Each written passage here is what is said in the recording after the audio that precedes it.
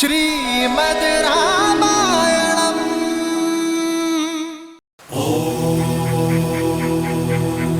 शान्तिः शान्तिः शान्तिः। लक्ष्मण, भरत, शत्रुघ्न, उठो।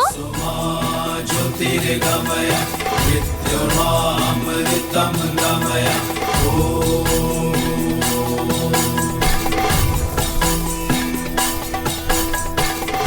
शान्ति अंतरिक्षः शान्ति पृथिवी शान्ति आपः शान्ति उषतयः शान्तिः शान्तिः शान्तिः।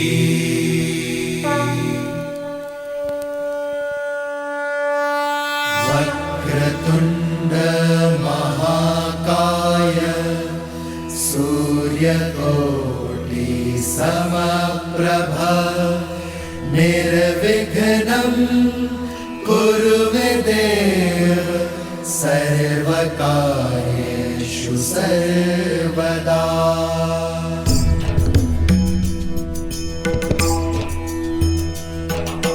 वक्रतुण्ड महाकाय सूर्यकोटि समप्रभ निर्विघ्नं कुरु मे देव सर्वकार्येषु सर्वदा सर्वकार्येषु सर्वदा।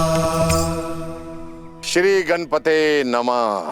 श्री गणपते नमः। क्या कोई शिष्य मुझे बता सकता है हर शुभ कार्य के प्रारंभ में गणेश वंदना क्यों की जाती है? क्योंकि गणेश प्रथम पूज्य है। परंतु वो विद्यापति भी तो है।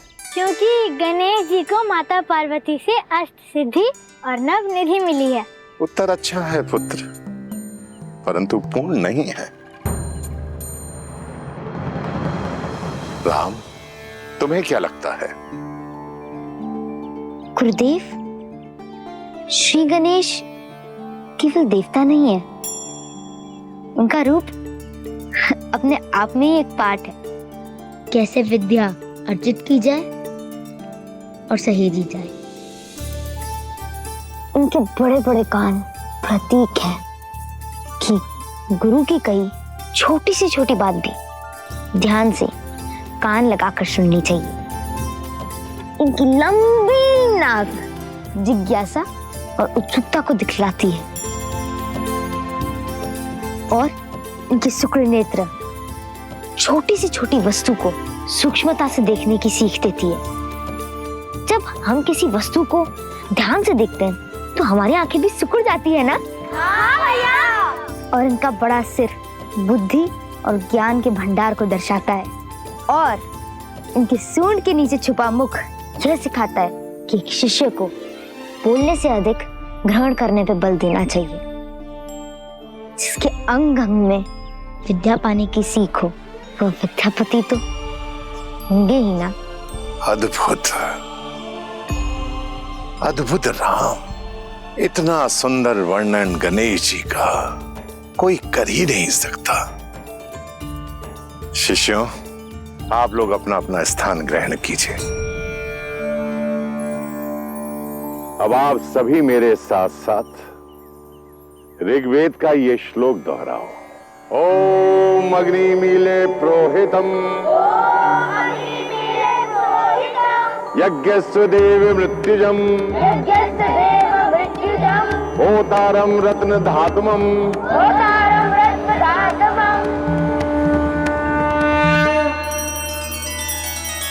श्री रामचंद्र कृपालु भजु मन हरण भव भय दारुणम।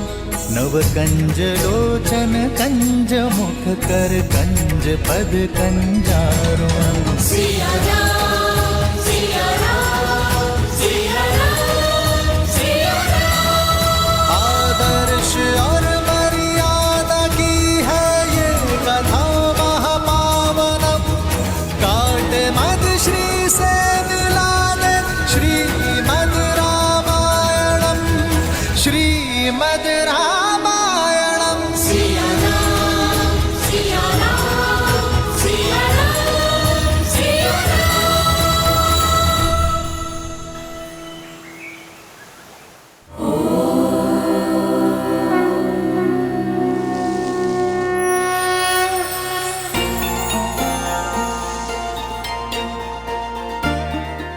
रही हो माता?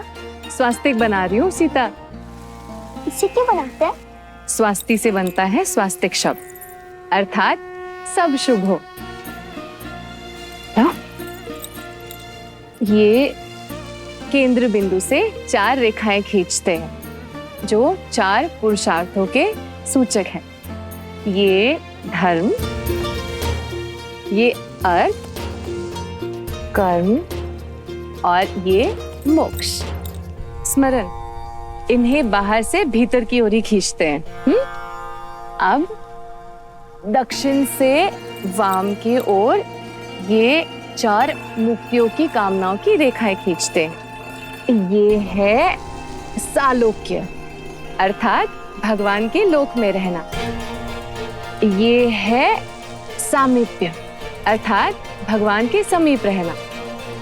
ये है सारूप्य, अर्थात भगवान के रूप में एकाग्र हो जाना।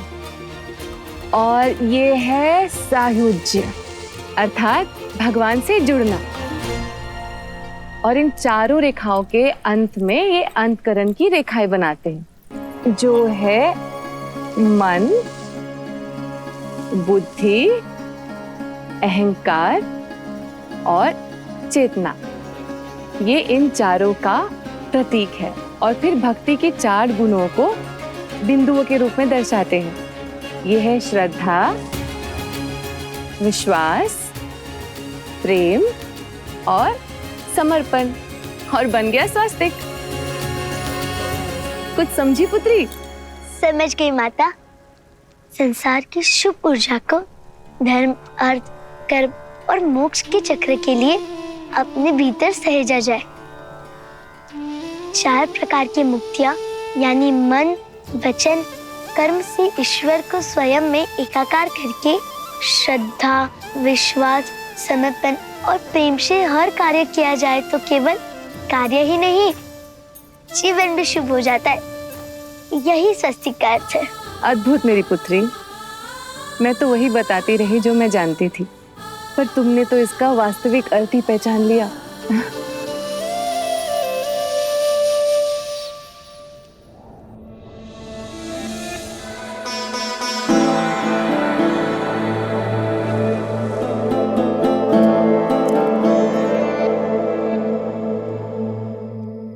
सोए नहीं महाराज?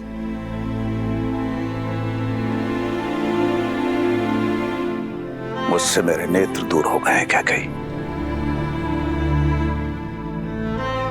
मुझे मेरे पुत्रों की याद सता रही है, किंतु तुम क्यों नहीं सोई? आपको उनकी याद नहीं सोने देती और मैं उनके आने वाले कल के सपने देखती रहती। आइए महाराज, हम दोनों खुली आंखों से एक साथ उनके आने वाले कल के सपने देखते हैं।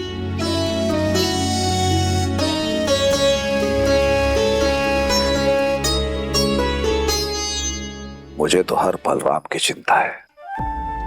समझ नहीं पा रहा हूं कि एक पिता होकर मैं अपने पुत्रों के लिए इतना चिंतित हूं, किंतु एक मां होकर तुम। जो आपके लिए चिंता है वही मेरे लिए मेरा संतोष है, मेरी सहजता है कि मेरा राम वहां है अपने भाइयों के साथ। इससे अधिक एक माता को क्या चाहिए? आप चिंता मत कीजिए।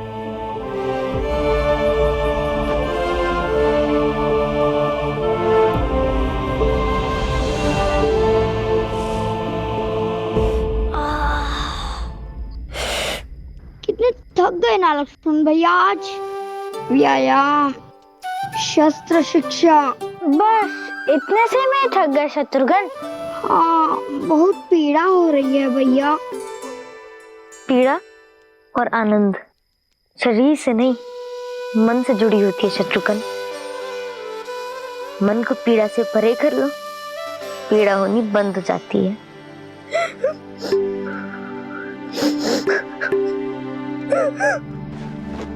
क्या हुआ भरत भैया, आप रो क्यों रहे हैं?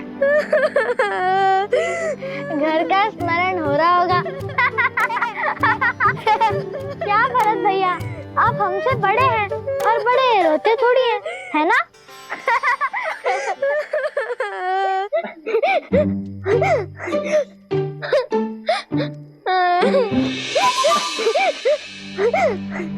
क्या हुआ राम भैया? मुझे भी घर का स्मरण हो रहा है। मुझे पिताश्री के पास जाना है। मुझे काई के माँ के हाथ का भोजन खाना है। तुम्हें और शत्रुघ्न को घर का स्मरण नहीं हो रहा क्या?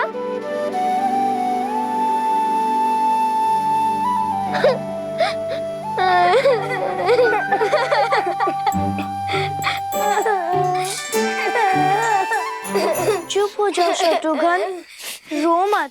आप ही ने तो हम सबको रुलाया है घर की याद दिला के। आप स्वयं चुप होकर ऐसे बोल रहे हैं। हाँ, क्योंकि माता की याद के साथ उनकी कही बात भी याद आ गई। उन्होंने कहा था कि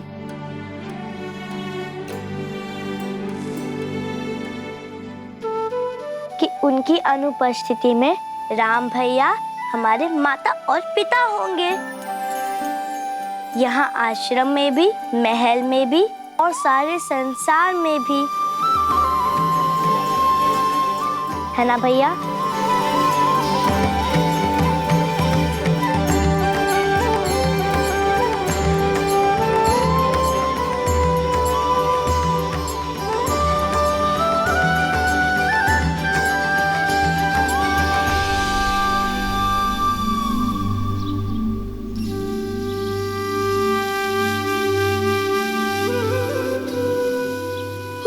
कितनी ठंड है भैया। इस समय तो हम लोग अयोध्या में मीठी मीठी सी नींद ले रहे होते। कहाँ वो नर्म सैया, कहाँ ये शीतल जल। इस समय कौन नदी में कूदेगा? मुझे तो बहुत ठंड लग रही है। मैंने कहा था ना, सब मन में। अब अपने मन से ये भय निकालो और मेरा हाथ पकड़ के कूद जाओ। एक बार पानी में भीग जाओगे ना तो ये शीतल जल भी अच्छा लगने लगेगा। मैं आपका हाथ पकड़ूंगा भैया। क्यों? हाथ पकड़ के आप उनमें साहस भर देंगे। उन्हें क्या डर लगता है? सच में लक्ष्मण, जल से भय तो लगता है मुझे। अगर भरत हाथ पकड़ेगा तो थोड़ा साहस बढ़ जाएगा।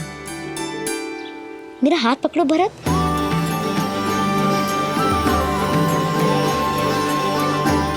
और मैं भरत भैया का। भैया, ढोंग कर रहे हो ना? कल भी आप रोने का अभिनय कर रहे थे ताकि भरत भैया को बुरा ना लगे। यदि मैं अभिनय कर रहा था तो तुम क्यों रोए? मुझे बुरा ना लगे इसीलिए? रोना बुरी बात नहीं होती है लक्ष्मण। मनुष्य रोते ही तो है। मैं आपसे बात नहीं करूंगा। स्नान तो करोगे ना?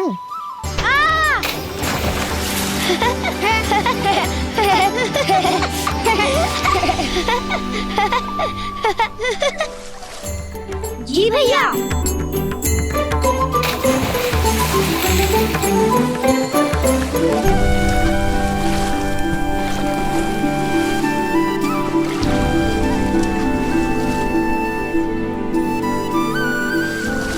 लक्ष्मण, मुझे आपसे बात नहीं करनी। आप सदा भरत भैया का पक्ष लेते हैं। उनके पास शत्रुघ्न है पर उन्हें आप भी चाहिए। उनके पास कैकेयी माँ है पर उन्हें कौशल्या माँ भी चाहिए। किंतु मुझे केवल आप चाहिए। क्या आपको मेरा स्नेह नहीं दिखाई देता? नहीं, तुम मेरी आंख जैसे हो लक्ष्मण, जिससे हम सब देखते हैं पर वही हमें दिखाई नहीं देती। बस एक आभास होता है कि हमारे साथ सदा है।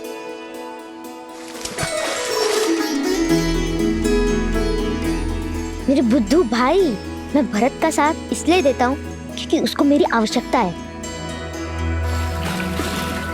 पर तुम मेरी आवश्यकता हो। एक तुम ही तो हो जो मेरे बिना समझाए मेरी हर बात, हर भाव समझ लेते हो।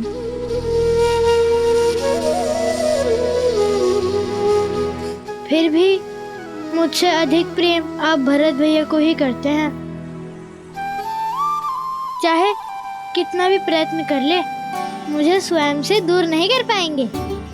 और क्यों नहीं समझूंगा, छाया हूँ आपकी। तुम छाया नहीं हो मेरी, क्योंकि छाया तो अंधकार में साथ छोड़ देती है ना। तुम मेरी आत्मा हो, अगर तुम रूठे तो मैं नहीं।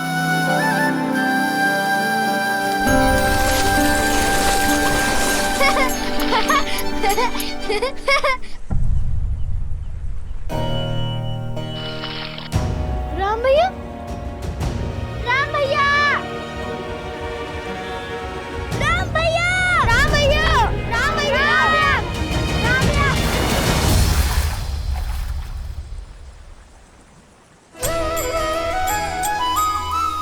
मैं तो यही हूँ, आत्मा को छोड़कर राम जाएगा कहाँ? भैया,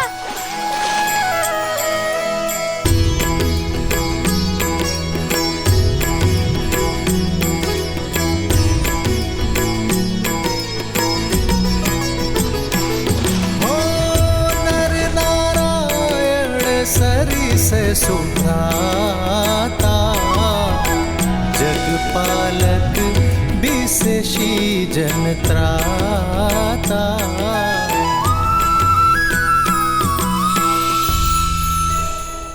अद्भुत। यदि संसार में सभी भाई ऐसे हो जाएं, तो ये संसार प्रेम के अमृत से भर जाए ना। देवी, यदि संसार में अमृत है तो विष भी है।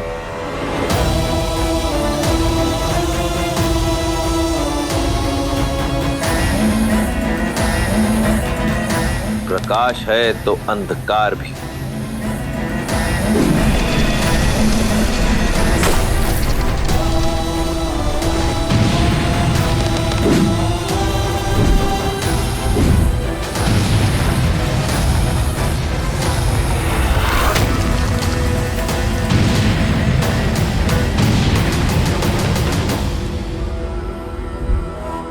सभी संस्कृतियों का अंत होगा, रहेगा तो केवल राक्षस साम्राज्य।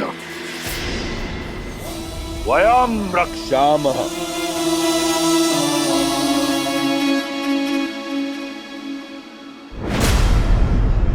कुंभकर्ण,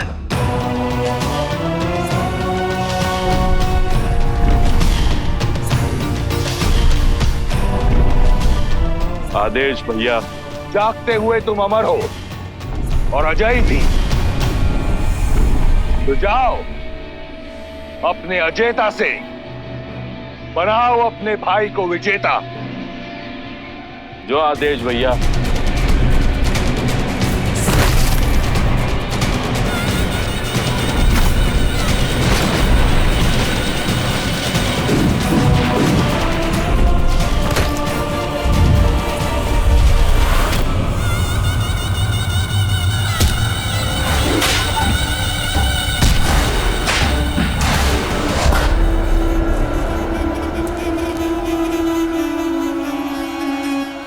बचा, मारो। कैसा लग रहा है ऋषिवर? बचा।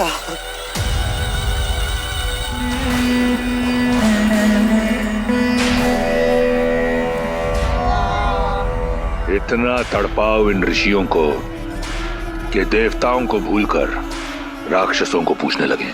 इन मेरे अपराध संतों का दोष क्या है भैया? ये तो केवल तपस्या कर रहे थे। मूर्ख हो तुम विभीषण। ये तपस्या इसलिए कर रहे हैं कि राक्षसों का नाश हो सके। सहस्त्रों वर्ष तप की अग्नि में जलने के बाद हमें वरदान मिला है, और हमारे रहते किसी और को ये वरदान नहीं मिल सकता। लो, मारो। भैया, भैया इन्हें छोड़ दीजिए, ये महापाप है भैया, इन्हें छोड़ दीजिए भैया, इन्हें जाने दीजिए। आज तक पाप की परिभाषा देवताओं ने दी है, आज से पुण्य की परिभाषा राक्षस लिखेंगे।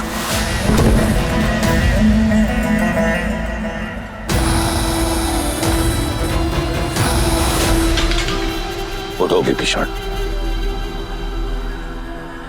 मैं जानता हूं कि तुम मुझसे बहुत प्रेम करते हो और मैं भी तुम्हें एक भाई की तरह नहीं, एक पुत्र की तरह चाहता हूं।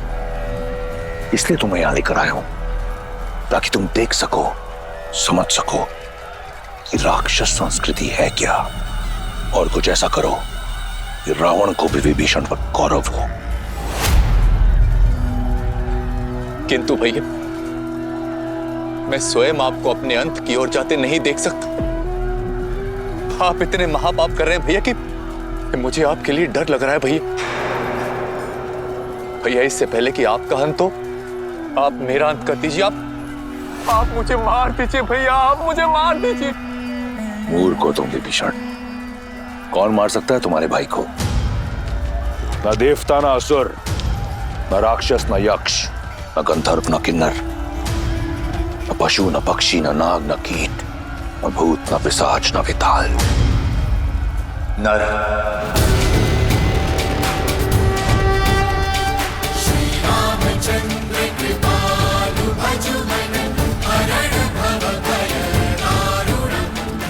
आप नर को क्यों भूल जाते हैं भैया? मानव आपके वरदान में सम्मिलित नहीं है। विभीषण, मानव जैसा तुच्छ प्राणी तुम्हारे भाई का कुछ नहीं बिगाड़ सकता। लगता है ये कायरता तुम्हें हमारे पिता से विरासत में मिली है। भैया, मेरे लिए तो आप ही मेरे पिता है भैया। मुझे आपके लिए डर लग रहा है भैया, मुझे आपके लिए डर लग रहा है।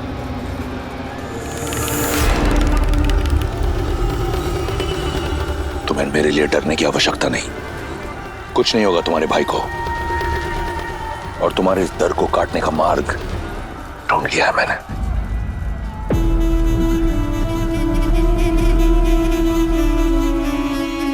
बस महादेव, मुझे श्री राम के पास ले चलिए। जैसी देवी की आज्ञा। नर रूप में नारायण गुरु वशिष्ठ के आश्रम में भविष्य में आने वाली चुनौतियों का सामना करने के लिए प्रशिक्षित हो रहे थे।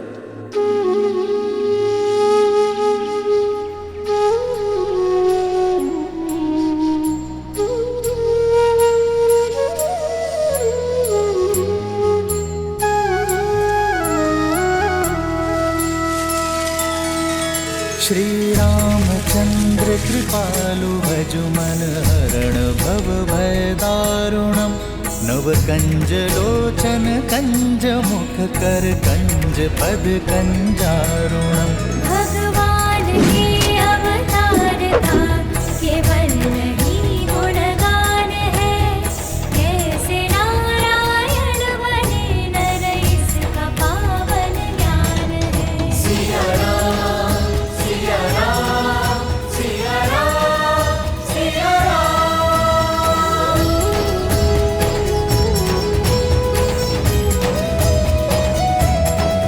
सिया राम, सिया राम, सिया राम, सिया राम।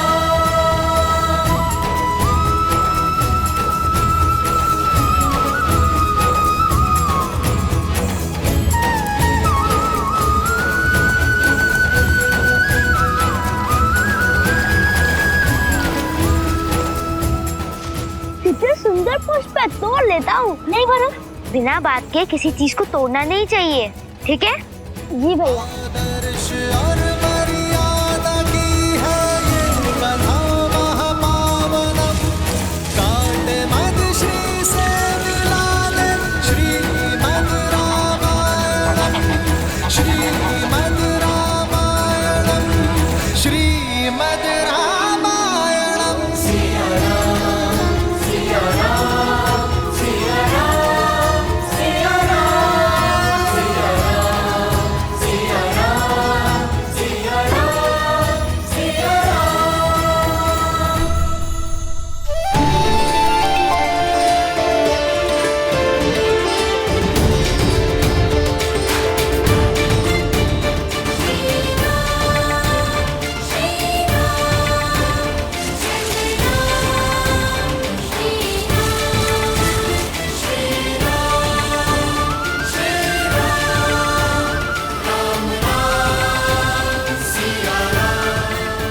ये सभी पौधे देख रहे हो, ये सभी पौधे अश्वगंधा के पौधे हैं, जिन्हें युगों युगों से वैद्य औषधि बनाने में उपयोग करते हुए आए हैं। देखो इन्हें।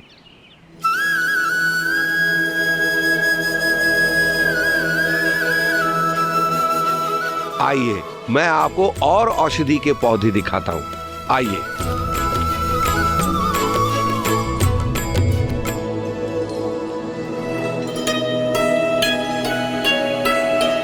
पता है कुमार आपको? कुमार, कुमार, अरे कुमार,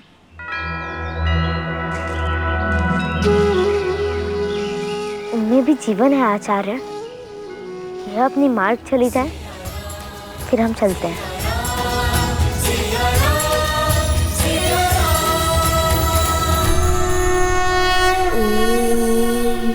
त्र्यम्बकं यजामहे सुगन्धिं पुष्टिवर्धनम् उर्वारुकमिव बन्धनान् मृत्योर्मुक्षीयमामृतात्। नमः शिवाय, नमः शिवाय, नमः शिवाय, नमः शिवाय। नागेन्द्रहाराय त्रिलोचनाय भस्मान्तरागाय महेश्वराय नित्याय शुद्धाय दिगम्बराय तस्मै नकाराय नमः शिवाय।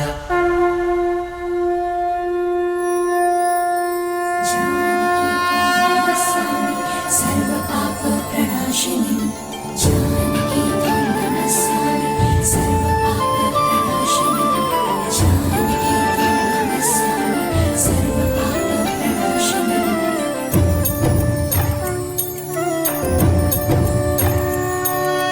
जनक दुलारी राम प्रिय राम काज हित जन मिलिए। मृग मुस्कान अधरों पे हरे जुग चले जानकी सृष्टि चले। वेद शास्त्र शस्त्रों की ज्ञाता जगत को सीता माता। वेद शास्त्र शस्त्रों की ज्ञाता जगत को सीता माता। राम वेद के प्राण राम सिया राम सिया राम जय जय राम। राम सिया राम सिया राम सिया राम सिया राम जय जय राम। राम सिया राम सिया राम सिया राम सिया राम जय जय राम। राम सिया राम सिया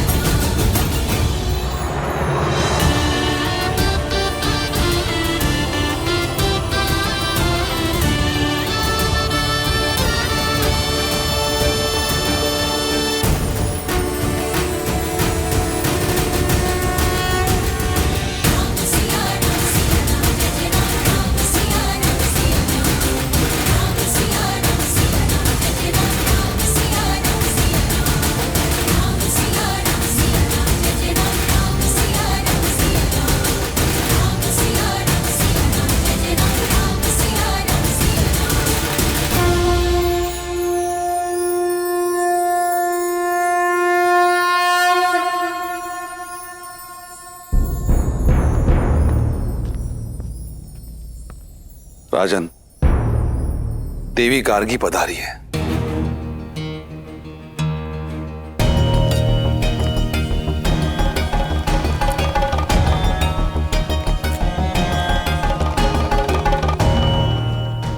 देवी गार्गी?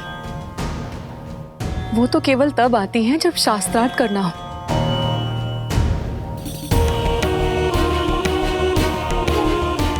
और इस समय मिथिला में ऐसा कोई विद्वान नहीं जो उनके समक्ष खड़ा होने का साहस कर सके। यदि चुनौती ना मिली तो ज्ञान का केंद्र होने का मिथिला की प्रतिष्ठा माटी में मिल जाएगी आर्य।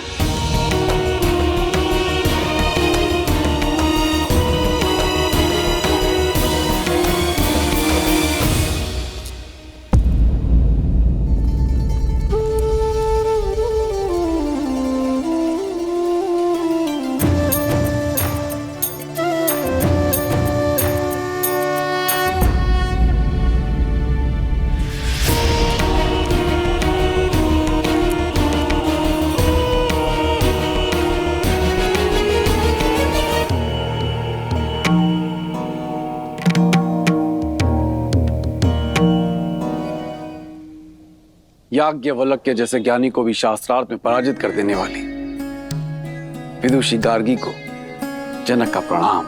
मैं यहाँ प्रणाम पाने नहीं आई हूँ राजर्षि जनक, मैं शास्त्रार्थ करने आई हूँ।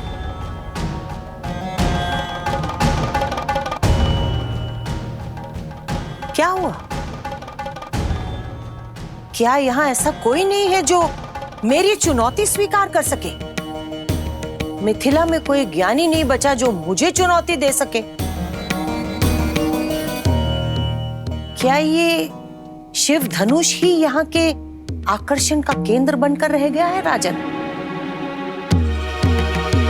पिताश्री की आज्ञा हो तो मैं माता गार्गी से चर्चा करना चाहूंगी।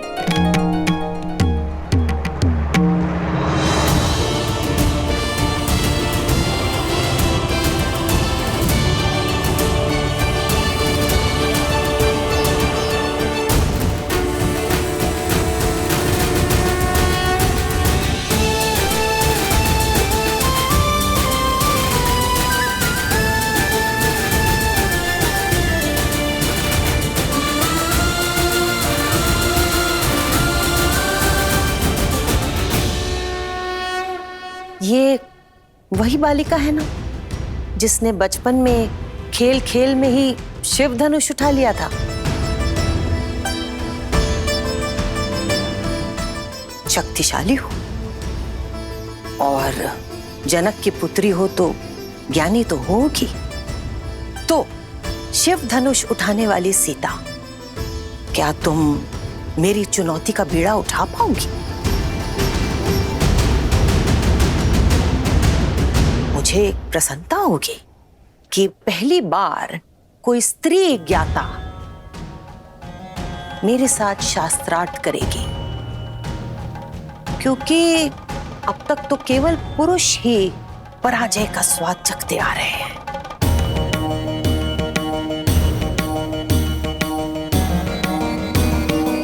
पराजय विजय तो युद्ध क्षेत्र में होती है ना माता।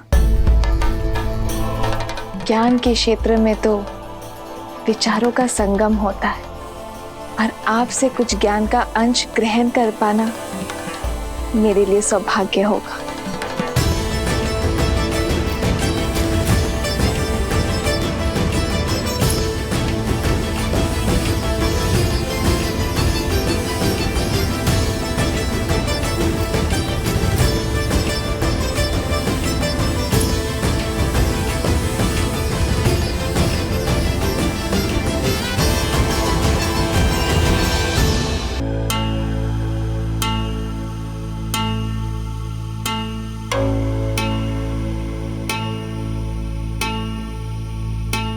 ये पुष्पहार पहन लो सीता। एक ज्ञानी का ये लक्षण होता है कि वो शांत होता है, धीरज धरता है। इस शास्त्रार्थ में जो भी हारने लगेगा उसका धीरज छूटने लगेगा और वो क्रोधित हो जाएगा।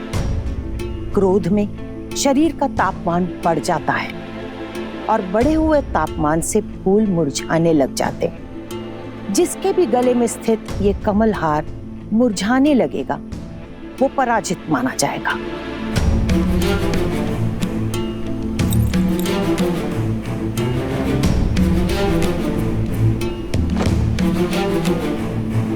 जो आज्ञा माता, परंतु मेरा ध्यान तो केवल आपसे अर्जित ज्ञान पुष्प पर ही रहेगा।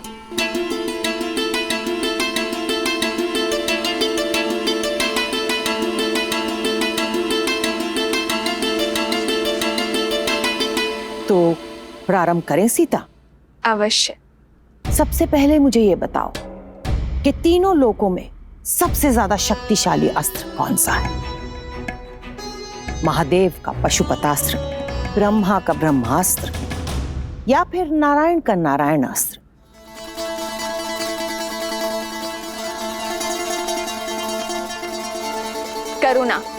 करुणास्त्र से बड़ा कोई अस्त्र नहीं है माता। करुणा का अस्त्र, ये कौन सा अस्त्र होता है सीता? हम अस्त्र क्यों बनाते हैं माता? सब पर विजय पाने के लिए ना।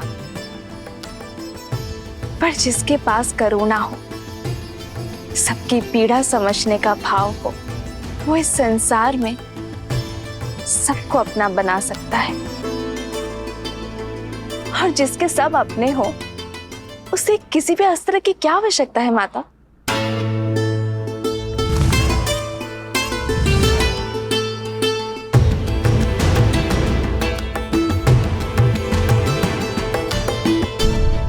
अच्छा, अब मुझे ये बताओ कि सबसे ज्यादा महत्वपूर्ण समय कौन सा होता है और सबसे ज्यादा महत्वपूर्ण व्यक्ति कौन होता है? सबसे महत्वपूर्ण समय है वर्तमान, ये पल, ये घड़ी, क्योंकि जो बीत गया वो लौटेगा नहीं, और जो समय आया ही नहीं उस विषय में क्या कहा जा सकता है।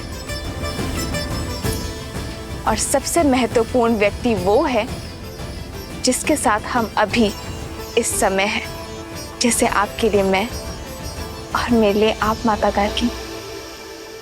अद्भुत।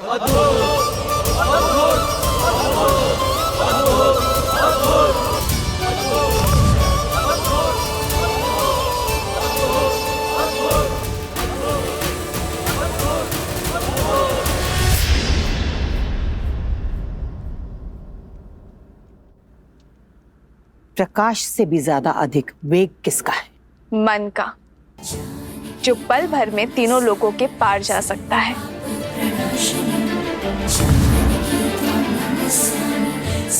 सबसे ज्यादा पवित्र क्या है? अग्नि, जिसका भोग लगाती है उसे पवित्र कर देती है। सबसे ज्यादा शुभ क्या है? शुभ शब्द, शुभ कर्म। सबसे उत्तम प्रार्थना, जो दूसरों के लिए की जाए। सबसे बड़ा मित्र कौन है? विवेक, जो सदा शुभ मार्ग पर ले जाता है। सबसे बड़ा शत्रु? अहंकार। सबसे ज्यादा सुंदर आभूषण कौन सा है? विनम्रता। सबसे बड़ा पराक्रम? त्याग। सबसे बड़ी विजय? स्वयं पर।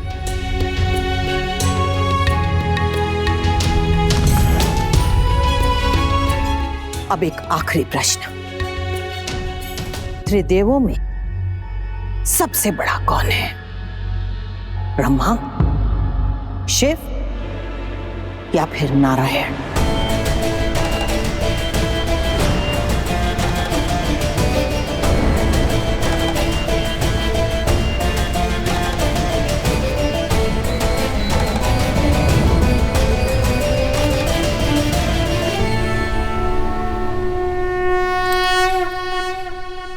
नर।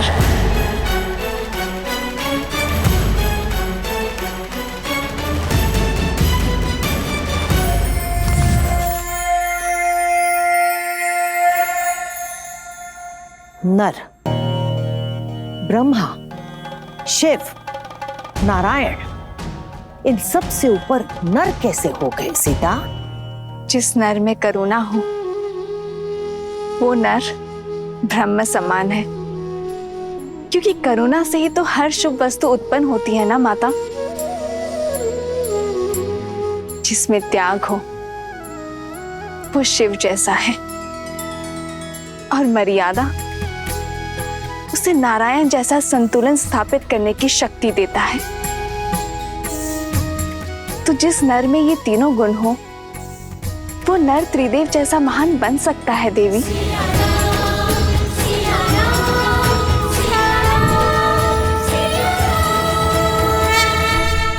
अद्भुत बुद्धि की धनी है जनक पुत्री सीता। राजा जनक पुत्री सीता की, राजा जनक पुत्री सीता की, राजा जनक पुत्री सीता की, राजा जनक पुत्री सीता की। अद्भुत, अति सुंदर। मैं आशा करती हूँ कि ऐसा ही नर तुम्हें वर के रूप में मिले सीता।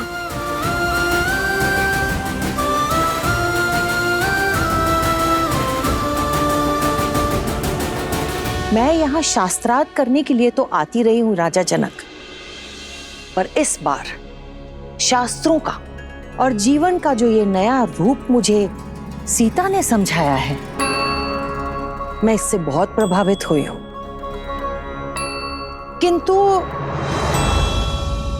किंतु क्या? मुझे आपके लिए बहुत चिंता हो रही है राजन। ऐसा क्यों कह रही हैं आप देवी गार्गी?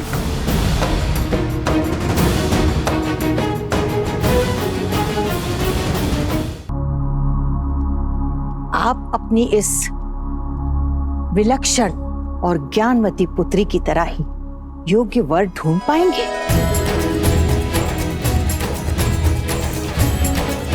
जो सीता की तरह ही इतना योग्य हो कि कभी भी किसी भी तरह की परीक्षा के लिए हमेशा सज्ज रहे। जो वीर तो हो परंतु उसके अंदर करुणास्त्र हो, जिसके मन में मर्यादा हो और कर्म में आदर्श। आपकी इस लक्ष्मी जैसी पुत्री के लिए नर में नारायण हो।